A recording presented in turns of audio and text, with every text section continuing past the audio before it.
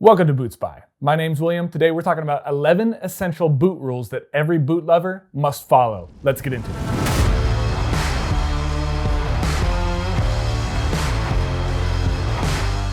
Guys, thank you so much for joining me. As I said, today we're talking about the 11 essential boot rules that every boot lover must follow. So let's kick it off with number one. That is to get a pair of Cedar shoe trees. I try to use a pair of Cedar shoe trees in every single set of boots that I own.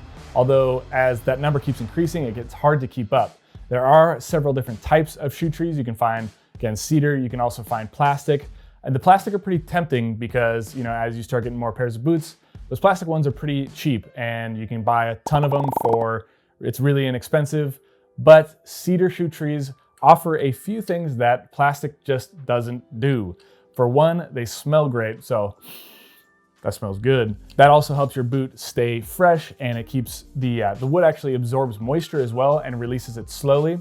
So you're not allowing water or moisture to get trapped in the leather, which can cause it to crack and which can cause it to deform. When you don't use a pair of cedar shoe trees, the toe can start to get really deformed. As you can see from this pair of boots, there's a lot of sagging going on right here, and it just doesn't hold its shape. And that's particularly troubling with the pair of Chelsea boots where the shape is everything. Now here is another pair of Chelsea boots that I've been wearing for many more times than this pair, but I've kept the pair of cedar shoe trees in there, and the toe is way more shapely, and overall the boot still looks way better even though I've worn it more often. Rule number two is to condition early and condition often. Most of the time I will condition a pair of boots within the first month that I get them, if not right away before I even wear them for the first time. Still, I recommend, sometime in those first 5 or 6 wears, hitting it with some conditioner just to keep the moisture in the leather, and then condition it basically once every 10 wears beyond that. I typically rotate between 3 different leather conditioners based on the type of leather we're working with. The least expensive that I work with is Bic 4. This one I use for this Thursday logger because this boot is already waxed and has a ton of oils naturally packed into it. It is a Horween waxed out leather. So I'll use Bic 4 on this because that just kind of helps keep the leather moisturized. It doesn't really change the color at all, and it'll get rid of some of the nicks and scratches. Although Bic 4 isn't my absolute favorite, but it is a really inexpensive type of conditioner to use when you have leathers that are already really packed with oils and waxes. My favorite leather conditioner, and the one I use most often, is Venetian Leather Balm, and I'll use that on my Red Wing Iron Rangers. Anything where, again, I do not want to change the color of the leather, but Venetian Leather Balm does seep into the leather more so than Bic 4, and it's a little bit more effective. It has a bit of shine to it, really not too much. And so that does really well on something like the Red Wing Iron Ranger or Horween Chrome Excel leather. It performs really well on that as well. The last kind of leather conditioner that I'll use is Saphir Renovator. And I do that on like a really nice Chelsea boot. Any of my more dressy boots that require a higher amount of shine, I will use Saphir Renovator, although this stuff is very, very expensive. So I really reserve it for more of the dressy boots where you want that shine because I believe Saphir Renovator has more of a shine than Venetian. So Venetian's kind of my all around go-to. Bic 4 is my cheaper, lower end stuff that I just use to really quickly get some moisture in the leather. And then Saphir is the higher end, and the price reflects that. Rule number 3 is to not cheap out when buying a pair of boots. Now, I don't really need to explain this, but I'm gonna just show you anyway. Yeah. See, if you cheap out on a pair of boots, it's not gonna last and it's not worth it. Rule number 4, don't tuck your jeans into your boots. This should go without saying, but honestly, I do see some guys from time to time tucking their jeans into their boots, and it just doesn't work. Rule number 5 is to avoid cemented sole construction boots.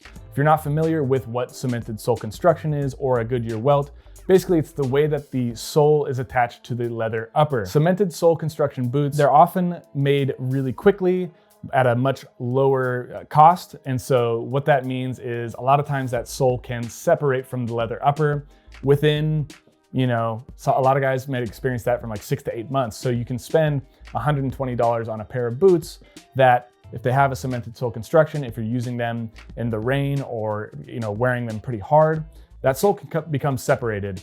And so even though you spent $120 on a pair of boots that is otherwise nice, the leather is good quality, But once that sole separates, there's not really much you can do.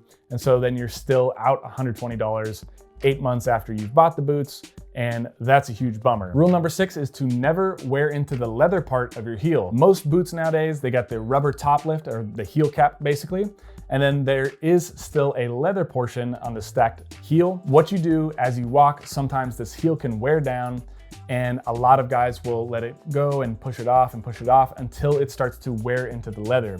Your cobbler can really easily replace this top lift for $20 or $30, and it'll take just a couple of minutes to do. But once you start to wear into the leather, you can cause some problems that just can't be fixed. They might have to create custom pieces of leather, or it's just way more expensive, way more difficult, and they might not even do it for you. So do yourself a favor. If the rubber heel is starting to wear down, get it replaced before it starts to scrape into the leather. Rule number 7 is that Goodyear welts aren't everything. There are plenty of other amazing footwear options out there that are made with a Blake stitch or a stitch down construction. These are different ways where your cobbler or anyone can replace the sole. And that means you can have this pair of boots for 3, 4, 5, even up to 10 years if you can replace the sole. So again, don't go with cemented sole construction, but at the same time, don't rule out a pair of boots just because it doesn't have a Goodyear welt. Now, speaking of welts, rule number 8 is to always clean out the welt of your boots. And that typically requires a dauber brush. This is a horsehair brush, but it's just a small circular, shape, as opposed to the more common, more frequent horsehair brush like this. But basically, as you're cleaning and conditioning your boots, you wanna make sure you take a little time, maybe get this wet, little water, and scrub inside the welt, just to make sure you're cleaning out any mud, any dirt around there that can eventually damage the stitching there and might need a resole before the sole's actually worn out. Rule number 9, I've kind of already alluded to this, but that's to get yourself a variety of leather conditioners. Now, like I said, my top 3 are Bic 4 for the lower end,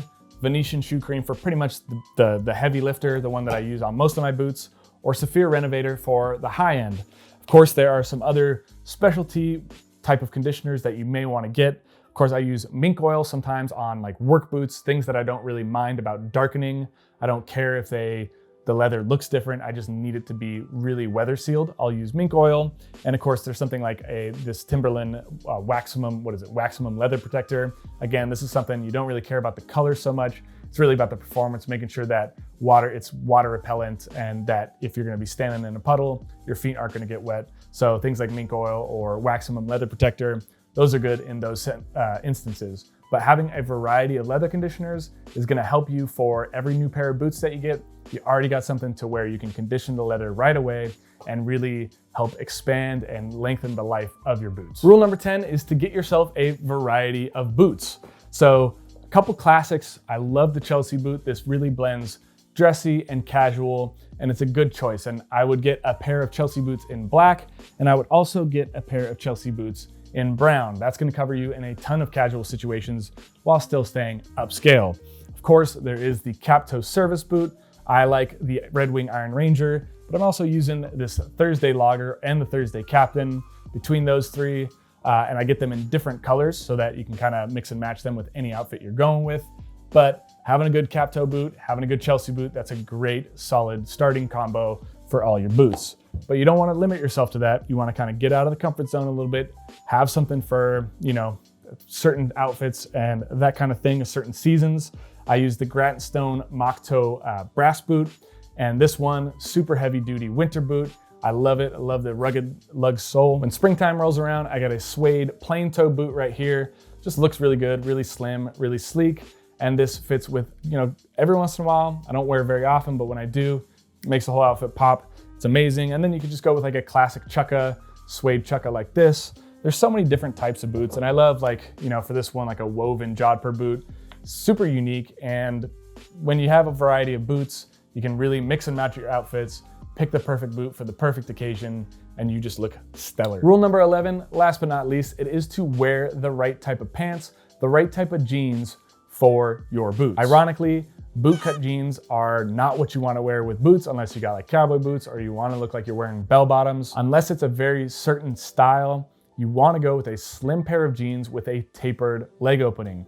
The reason is, with a tapered leg opening, you can allow your boot to really show through. The fact that you spent money on a high quality boot, it looks good, it fits well. And when you wear a pair of jeans that is either cuffed or stacked with a slim leg opening, basically you're just letting that boot show. And you didn't buy a cheap pair of boots like you saw in the earlier rule that you could just rip in half. You bought a high quality piece of footwear and you wanna let that shine. Guys, if you enjoyed this video, please give me a thumbs up and also hit the subscribe button down below. Both are super helpful for the channel and I really, really appreciate it. Thank you again, and until next time, put your best boot forward.